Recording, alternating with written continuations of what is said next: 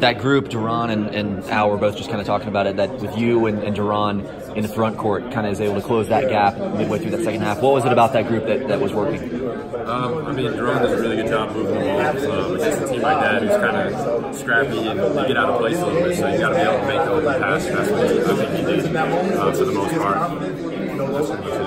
You were able to find maybe a few more open looks than you had at certain points this season today. What was it about their defense maybe or the bigs setting you up that made things a little different? Yeah, like I said, the way they play fast, they play hard, they get in passing lanes, try to make steals and go in transition. But I think at times that'll leave them out of position. So that makes just a couple more open shots like that did. You guys were pretty solid on the defensive glass today, especially in the first half. Was that kind of a point of emphasis coming in knowing they're an athletic team to really box out and make sure to make it one and done on that end? Yeah, it was. I think pretty much every game we played since Big Ten play started, that's been an emphasis. We kind of want that to be our identity as a team. Play hard defensively, play hard on the glass. So it's good that we're able to do that. It seemed like both teams kind of struggled to find their footing a little earlier in the game. Just some turnovers, some jitters, things like that. Do these noon tips make it a little tougher to kind of get into the flow of things and kind of wake up a little earlier? I think for certain guys, maybe it definitely does. As I've gotten older in my playing career, it definitely takes my body a little longer to warm up in the morning. But we have like a hot tub in the training room. Go here and there. It usually warms me up pretty good. But yeah, I think it affects certain guys a little bit maybe, but I don't know. Does your kind of pregame and game day approach change at all in these earlier tips as opposed to like a 9 or 7 p.m. start? Yeah, usually you have time to get in a nap, maybe do some stretching, that kind of stuff. But when it's this early, and we played at 11 towards the end of the season. You kind of just wake up, eat breakfast, and then you're ready to go. So I think naturally it does change. You try to keep it as simple as possible, but it does change a little bit. Without Romeo out there, what have you kind of seen from guys like Rob, Al, and Devontae maybe stepping into that role and teams asking a little bit more of them? What have you seen from them? Yeah, I mean, I think Devontae's done an unbelievable job stepping up offensively, but also defensively. He's really laterally quick, and he can guard the other team's best player offensively. So, he's stepped up big time now, too. Obviously, he's had a great year all year, same with Rob.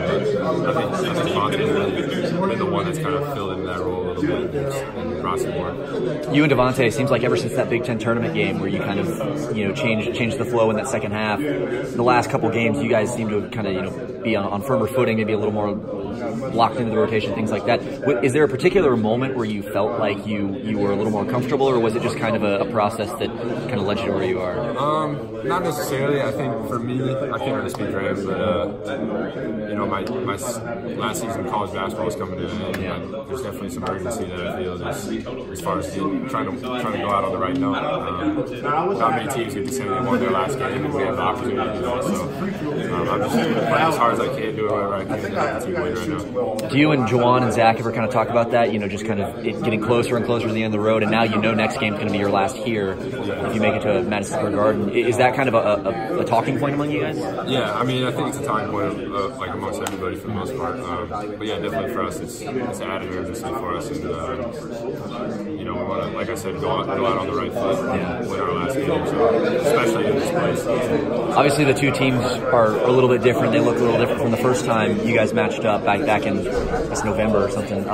With them not having Gafford, you guys not having Romeo. But what were maybe a couple things from that first game that you looked at and I kind of identified as things you could do better, or maybe weaknesses you could exploit, or something like that?